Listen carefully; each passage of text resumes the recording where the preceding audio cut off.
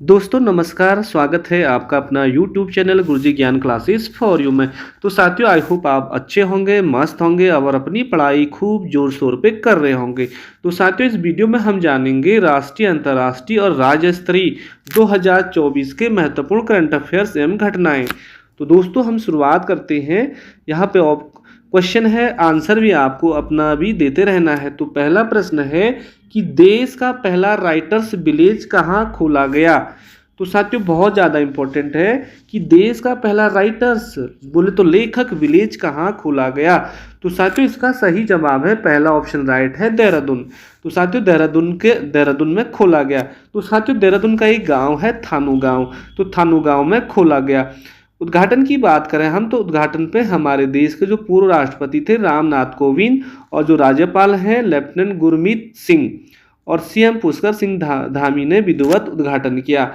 और साथियों हम यदि पहल की बात करें, सबसे पहले राइटर्स विलेज की पहल या शुरुआत किसने की, तो हमारे जो पूर्व सीएम थे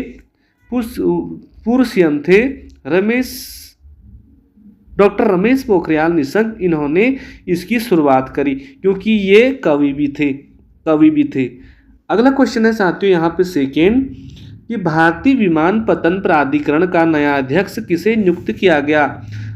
तो बोले तो एयरपोर्ट अथॉरिटी ऑफ इंडिया, भारतीय विमानपत्तन प्राधिकरण का नया अध्यक्ष किसे नियुक्त किया गया। तो साथियों इसका सही जवाब है विपिन कुमार को। Vipin Kumar, option number B बिल्कुल आपका राइट है। तो इसका full form airport authority of India या AAI, इसकी स्थापना कब हुई साथियों, तो आपको याद रखना है 1 अप्रैल 1995 से 1 अप्रैल 1995 से 95 को AAI की स्थापना हुई। अगला क्वेश्चन देखें। अगला क्वेश्चन है आपके सामने थर्ड कि भारत का पहला एनालॉग अंतरिक्ष मिशन कहाँ लॉन्च किया गया। देखिए साथियों सारे इंपॉर्टेंट क्वेश्चन है। तो इसका सही जवाब है लेह में, ऑप्शन नंबर सी बिल्कुल आपका राइट है। तो साथियों भारत का जो पहला एनालॉग अंतरिक्ष मिशन है लेह में खोला गया। और इसके पीछे खोलने का क्या कारण है, उद्देश्य क्या है अंतरिक्ष को खोलने का मिशन को, तो साथियों इसरो ने जो अंतरिक्ष में मौजूद चुनौतियां हैं उसका अध्ययन करने के लिए खोला गया है कि जो भविष्य में जो भी मिशन वर्क होंगे उनमें दिक्कत ना हो या क्या चीज़ें रहेगी उसका अध्ययन करने के लिए। तो अगला क्वेश्चन है साथियों चौथा कि पहला एशियाई बौद्ध शिखर सम्मेलन कहाँ आयोजित हुआ। तो साथियों पहला एशियाई बौद्ध शिखर सम्मेलन कहाँ आयोजित हुआ, तो आपको सही जवाब देना है दिल्ली में हुआ। तो साथियों 5 से 6 नवंबर 2024 को दिल्ली में पहला एशियाई बौद्ध शिखर सम्मेलन का आयोजन किया गया। अब उस समय जो अतिथि थे वो थे राष्ट्रपति द्रौपदी मुर्मू, वहाँ पे अतिथि रही। और साथियों बौद्ध शिखर सम्मेलन की जो थीम थी क्या थी, थीम थी कि एशिया को मजबूत बनाने में बुद्ध धर्म की भूमिका क्या रहेगी, मतलब ये थीम थी कि एशिया को मजबूत बनाने में बुद्ध धर्म की भूमिका।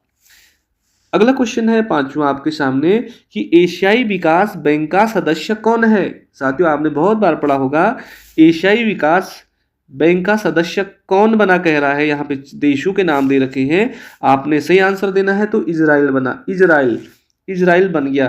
तो साथियों इजराइल बन गया है और उसका जो नंबर पूछेगा तो 69वां देश बन गया है। 69वां देश एशियाई बैंक का जो नया सदस्य बन गया है इजराइल बन गया है, 69वां उसका नंबर है। और साथियों हम बात करते हैं कि जो स्थापना कब हुई, एशियाई विकास बैंक की स्थापना कब हुई, तो 1966 में। और वहीं हम एशियाई विकास बैंक का हम मुख्यालय की बात करते हैं तो मनीला में है, मनीला फिलीपींस में है। अगला क्वेश्चन है आपके सामने क्वेश्चन नंबर 6, आर्थिक स्वतंत्रता रिपोर्ट 2024 में भारत की रैंक क्या रही कह रहा है। आर्थिक स्वतंत्रता रिपोर्ट की बात करें हम तो इकोनॉमिक फ्रीडम रिपोर्ट बोले तो साथियों भारत की जो रैंक रही 84वीं रही थी, ऑप्शन नंबर सी 84वीं रैंक रही भारत की। और इसमें हम बात करें तो इस रिपोर्ट को जारी कौन करता है, तो फ्रीजर इंस्टीट्यूट करता है। और साथियों टोटल 165 देश थे और 165 देश में भारत इकोनॉमिक फ्रीडम रिपोर्ट में भारत की जो पोजीशन है वो 84वीं रैंक है, 84वीं। अगला क्वेश्चन देखते हैं क्वेश्चन नंबर 7, बहुत ज़्यादा इंपॉर्टेंट। महिला T20 विश्व कप 2024 का खिताब किस देश ने जीता। क्वेश्चन को ध्यान से देखना साथियों, महिला की बात हो रही है कि 2024 में जो 2020 वर्ल्ड कप हुए थे उसमें किस देश ने जीता बल महिला। तो साथियों इसका सही जवाब है न्यूजीलैंड ने। ऑप्शन नंबर पहला आपका राइट है, न्यूजीलैंड। और हम बात करें कि उसमें हारा कौन होगा, तो इसमें साउथ अफ्रीका हार गई थी और न्यूजीलैंड जो महिला वर्ल्ड कप है इसमें न्यूजीलैंड जीत गया था। वहीं साथियों क्वेश्चन आएगा कि जो पुरुष वर्ल्ड कप हुआ था 2020 जो वर्ल्ड कप हुआ था 2024 में, तो जो फाइनल मैच था वो था 29 जून 2024 को पुरुष वाला ये वर्ल्ड कप खेला गया फाइनल मैच। और उसमें भारत ने साथियों ट्रॉफी अपने नाम करी और उसमें जो देश हारा वहाँ पे भी साउथ अफ्रीका ही हारा। तो पुरुष वर्ग में भारत ने 2020 खिताब जीता 2024 का और महिला में साथियों न्यूजीलैंड ने जीता। इस बात को आप ध्यान रख लेना है। अगला क्वेश्चन है 8वां आपकी मोबाइल स्क्रीन पे कि 16वें ब्रिक्स समिट का आयोजन कहाँ किया गया। 16वां जो ब्रिक्स सम्मेलन हुआ साथियों इसका आयोजन कहाँ पे किया गया। ऑप्शन यहाँ पे डी गायब है, तो साथियों यहाँ पे रूस लिख लो। रूस का एक शहर है, उसका नाम है साथियों कजान शहर, याद रखना कोजान और कजान। तो 16वां जो ब्रिक्स सम्मेलन है ये कजान में ही समिट किया गया जो कि रूस में पड़ता है, कजान। Option number D. और साथियों इसकी थीम क्या होगी, थीम क्या थी इसकी, जो 16वां ब्रिक्स समिट का आयोजन किया गया इसकी थीम थी कि न्याय संगत वैश्विक विकास और सुरक्षा के लिए बहुपक्षवाद को मजबूत करना, ये इसकी थीम थी। आप ध्यान से सुन लीजिए, वीडियो को वॉच कर सकते हैं ध्यानपूर्वक और अपनी कॉपी में लिख सकते हैं।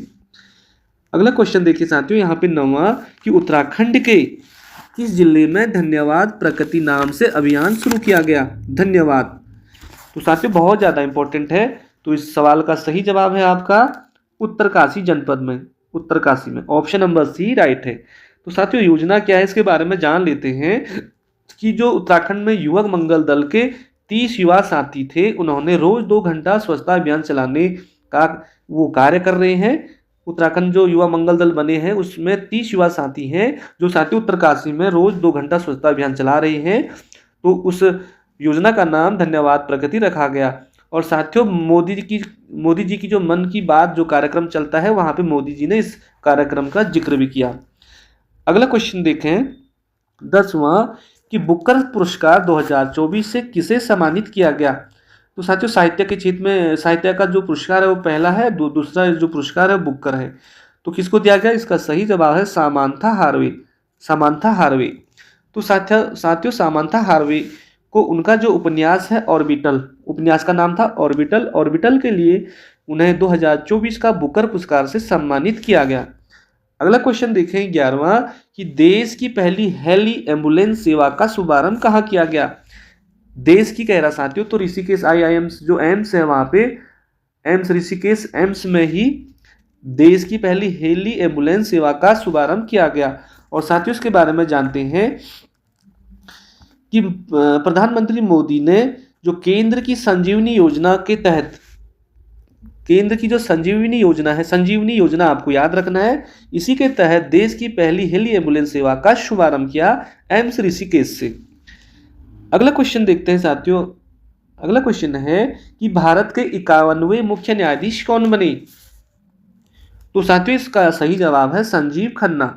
तो साथियों संजीव खन्ना हमारे देश के 51वें मुख्य न्यायाधीश बन गए हैं।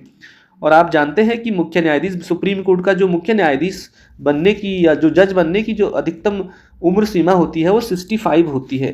तो साथियों संजीव खन्ना ने DY चंद्रचूड़ का स्थान लिया और इनका जो संजीव खन्ना का कार्यकाल रहेगा ये 13 मई 2025 तक रहेगा, क्योंकि इनकी उम्र सीमा 65 पूरी हो जाएगी।